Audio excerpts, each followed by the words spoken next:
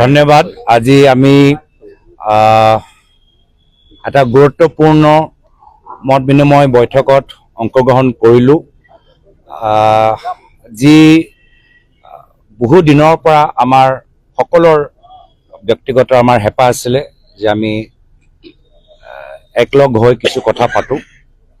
বিভিন্ন সময়ত বিভিন্ন স্তৰত এইখিনি কথাবোৰ চলি আছিল, কিন্তু আজি আমাৰ সকলৰ সৌভাগ্য যে আমি সকলোৱে আজি ইয়াত গুৱাহাটীত উপস্থিত আছিলোঁ। আৰু মই প্ৰথমে আমাৰ নিমন্ত্ৰণ ৰক্ষা কৰি আমাৰ বিভিন্ন দলৰ নেতৃত্ব যি আজি এই মত বিনিময় অনুষ্ঠানলৈ আহিলে, মই প্ৰথমে সকলোকে আমাৰ ফালৰ পৰা আন্তৰিক ধন্যবাদ কৃতজ্ঞতা জ্ঞাপন কৰিছোঁ।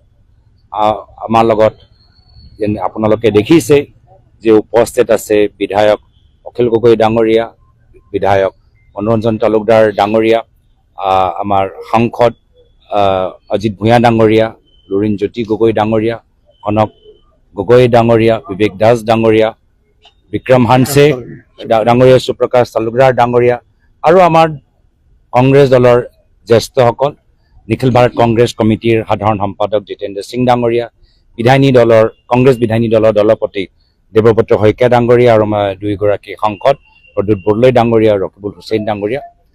বিভিন্ন কথাবোৰ আমি আজি আলোচনা কৰিলোঁ, কিন্তু মূল কথাটো হ'ল যে বিজেপি দলৰ অত্যাচাৰ আৰু মুখ্যমন্ত্ৰী হিমন্ত বিশ্ব শৰ্মা ডাঙৰীয়াৰ অন্যায়ৰ পৰা অসমৰ জনসাধাৰণক পৰিত্ৰাণ দিবলৈ আমি সকলোৱে একগোট, আৰু আগন্তুক বিধানসভা নিৰ্বাচনত আমি এই বিজেপি দলৰ অত্যাচাৰৰ পৰা অসমৰ ৰাইজক মুক্তি দিয়াবলৈ আমি ঐক্যবদ্ধভাৱে অহা নিৰ্বাচনত আমি যুঁজিম।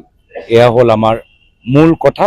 বাকী বিভিন্ন আমাৰ কথাবোৰ আছিল, ধাৰাবাহিকভাৱে আপোনালোকে গম পাব। আমাৰ ইতিমধ্যে অজিত ভূঞা ডাঙৰীয়া আছে, আপোনালোকে আমাৰ এক ছেকেণ্ড जी।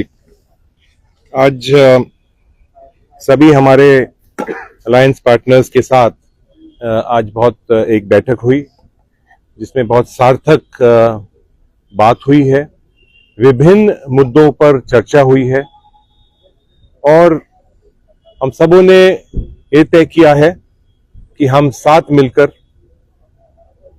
आसाम प्रदेश की जो एक भावना है, आसाम के लोगों की जो भावना है, हेमंत बिस्वा शर्मा की सरकार, भारतीय जनता पार्टी की सरकार जो आसाम को तोड़ने का काम कर रही है, बेचने का काम कर रही है, उसके लिए हम सब मिलकर लड़ाई लड़ेंगे और इस सरकार को उखाड़ के फेंकेंगे।